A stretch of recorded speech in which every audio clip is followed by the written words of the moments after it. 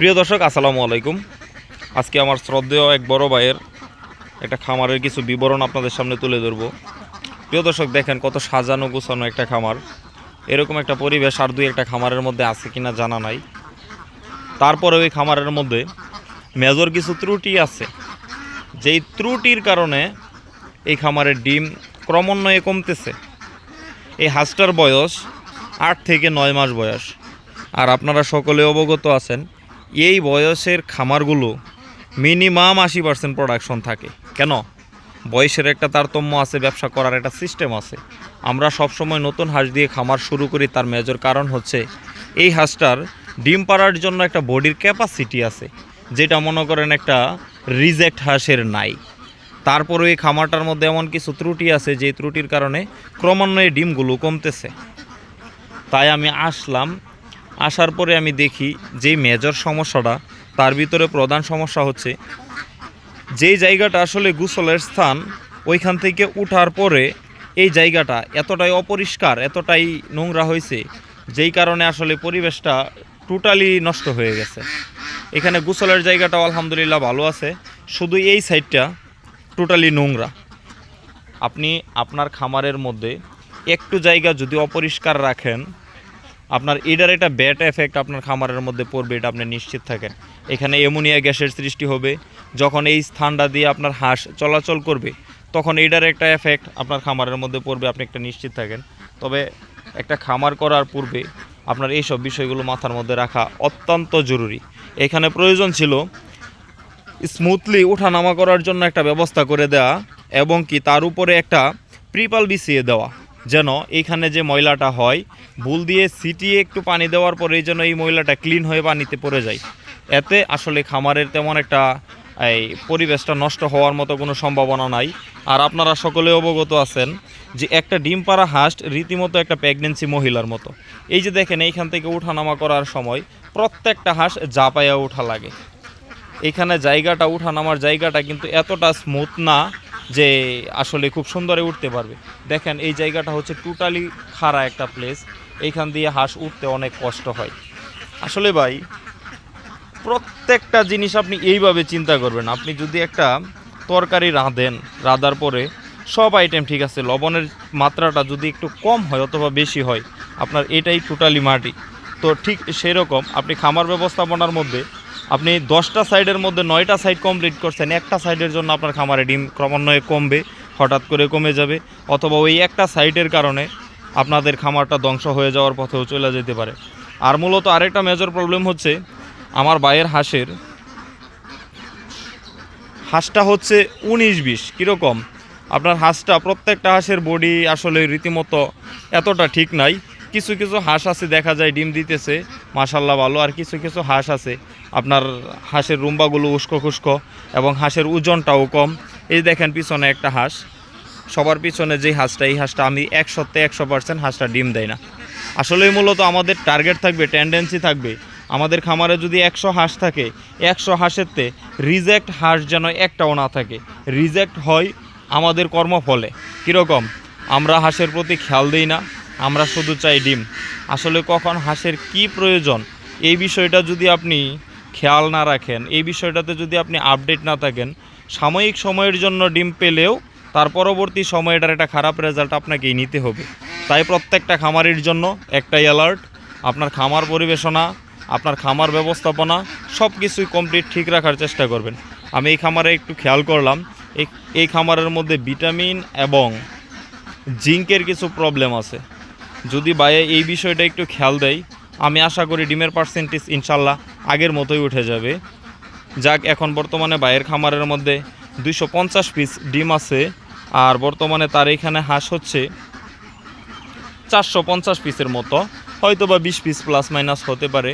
তবে এই প্রবলেমগুলো সলভ করলে ইনশাল্লাহ বর্তমানে যেই ওয়েদার, বর্তমানে যেই ব্যবসা করার উর্বর একটা সময়, এই সময়ে যদি ব্যবসা না করা যায়, আর কখনো ব্যবসা করার পরিস্থিতি, বছরের 12 মাসের ভিতরে এখন যেই সময়টা, এই সময়টা হচ্ছে ব্যবসা করার জন্য উর্বর একটা পারফেক্ট সময়।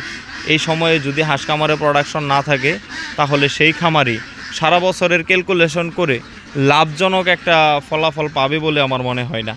যাই হোক, ভাইয়ের খামারটা ইতিপূর্বে অনেক ভালো ছিল, এবং কি ভালো মানের একটা প্রোডাকশন পাইছে। ঠিক এখন প্রোডাকশনের মাত্রাটা একটু কমে গেছে, এই কারণে বিষয়টা কিছু কিছু বিষয় এসে দেখে আমি বুঝি যে আসলে এই খামারে কিছু প্রবলেম আছে। এই যে দুইটা প্রবলেম বললাম, এই দুইটা প্রবলেম যদি সলভ করতে পারে ইনশাল্লাহ ভাইয়ের খামারের ডিম আবার আগের মতোই আগের জায়গায় উঠে যাবে ইনশাল্লাহ। সবাই ভাইয়ের জন্য দোয়া করবেন, আর আপনাদের খামার ব্যবস্থাপনাটা একটু অ্যাক্টিভ থেকে করার চেষ্টা করবেন। প্রিয় দর্শক, এই বার্তাটা ঠিক তাদের জন্য যারা কোম্পানির খাবারগুলো ইউজ করে খামারে লস করতেছেন। আসলে মূলত কোম্পানি যে খাবার আপনাকে দিচ্ছে সে কি আসলে লাভ ছাড়া আসলে এত পরিমাণে লাভ করে যা আপনার ব্যয়বহুল চিন্তাভাবনা। যেরকম তাদের কোম্পানির অ্যাডভার্টাইজিং খরচ আছে, তাদের লেবার খরচ আছে, বিদ্যুৎ বিল আছে, অফিস খরচ, মানে আনুষঙ্গিক বিষয় সব কিছু বাদ দিয়ে তারপরে আসলেই মূলত আপনাকে এই ফিডটা দেয় তাদের লাভের অংশ থেকে। এখন দেখা যাচ্ছে আপনি এত কষ্ট করে করলেন, যদি আসলে কম টাকার মধ্যে আপনি ভালো মানের একটা ফিড তৈরি করতে পারেন তাহলে আসলে কোম্পানির ফিটের দিকে যাওয়াটা সেটা আমি বুদ্ধিমানের কাজ মনে করি না। কেন, আপনি চাইলে এই কোম্পানির ফিড থেকে মিনিমাম 8 থেকে 10 টাকা কেজি কমে আপনি একটা ফিড তৈরি করতে পারবেন। এখন বলতে পারেন ভাই আমি ফিড তৈরি করলাম, আমার এখানে তো মেডিসিন নাই। আমি বলতে পারি আপনার এখানে যদি মেডিসিন নাও থাকে সেই মেডিসিনের যোগান ইনশাল্লাহ আমি দেব। এইখানে ফিড তৈরি করতে, লেয়ার ফিড তৈরি করতে সাধারণত যেই 11 থেকে 12টা মেডিসিনের প্রয়োজন হয় সবগুলো মেডিসিন আমার কাছে অ্যাভেলেবেল আছে। আপনারা চাইলে আপনারা এই ফিডটা তৈরি করতে পারেন। আর ঠিক এই মেডিসিনগুলোর পরে যেই কাঁচামালগুলো লাগবে সেই কাঁচামালগুলোর মধ্যে হচ্ছে ভুট্টা, রাইস পলিশ, লবণ এবং সয়াবিন মিল, ঠিক 4টা উপাদান। এই 4টা উপাদান যদি আপনার এখানে অ্যাভেলেবেল থাকে তাহলে আপনিও মিনিমাম 8 থেকে 10 টাকা কমে 100% পরিপূর্ণ একটা ফিড তৈরি করতে পারবেন, যেটা আসলে ডিম পাড়া হাঁসের জন্য পারফেক্ট এবং একটা কার্যকারী খাবার। আপনারা যে মেডিসিনগুলো এখানে দেখতেছেন সবগুলো মেডিসিন আমি পাইকারি মূল্যে আপনাদের কাছে প্রোভাইড করতে পারবো ইনশাল্লাহ।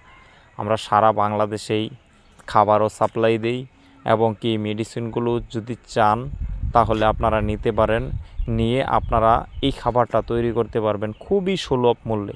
পাই লেয়ার ভ্যারাইটিস যে আহামরি তেমন কোনো ঝামেলা নাই, শুধু মেডিসিনটা বাদে। এই মেডিসিনগুলো যদি খালি দেওয়ার পরে আপনি ওই 4টা উপাদান মিক্সড করেন 100% পরিপূর্ণ ডিম পাড়া হাঁসের জন্য একটা খাবার হয়ে যাবে। এবং কি এই খাবারের উপরে আরও কোনো খাবার হবে বলে আমার জানা নাই।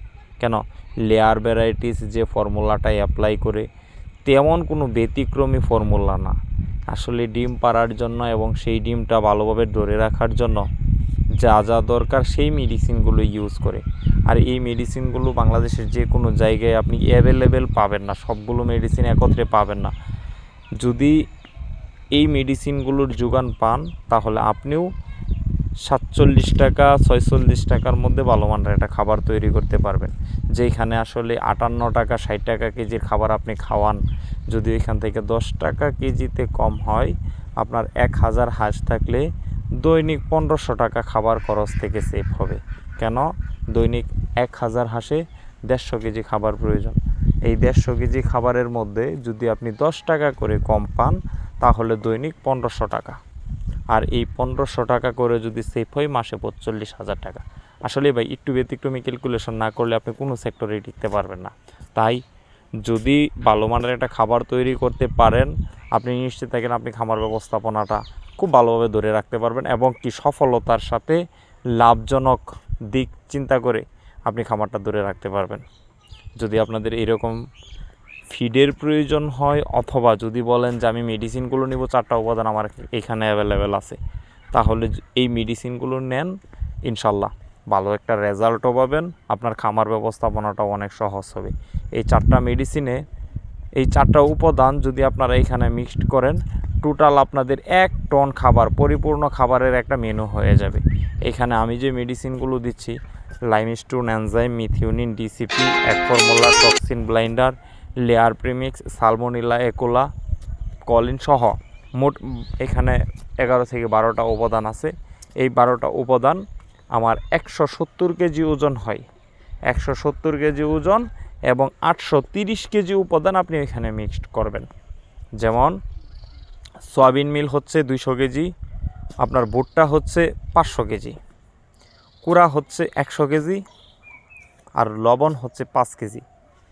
এই টোটাল এই পরিমাণ খাবার যদি আপনি এখানে দেন তাহলে টোটালি 1 টন খাবার হবে। আর এই 1 টন খাবারের সর্বোচ্চ আপনার খরচ হবে 47,000 টাকা, যেখানে 47 টাকা কেজি পড়ে। প্রিয় দর্শক, যদি আপনার খামারের ভালো চান তাহলে খামার ব্যবস্থাপনা আপনার এমনভাবে করতে হবে যেন কোনো কিছুর উপরেই আপনার নির্ভরশীল না থাকে।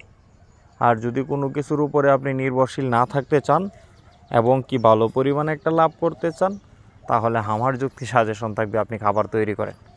আর যদি এরকম মেডিসিনের সমস্যা হয় সেটা তো আমি সাপোর্ট করবই ইনশাল্লাহ। যদি এরকম সহযোগিতার প্রয়োজন হয় টাইটেলে দেওয়া নাম্বারে আমার সাথে যোগাযোগ করেন, আমি সর্বোচ্চ সহযোগিতা করব। আপনার এরকম একটা খাবার প্রস্তুত করার জন্য যেই সাপোর্ট দরকার ইনশাল্লাহ আমি করব। আজকের মতো এখানেই রাখলাম, দেখা হবে পরবর্তীতে একটা ভিডিওতে।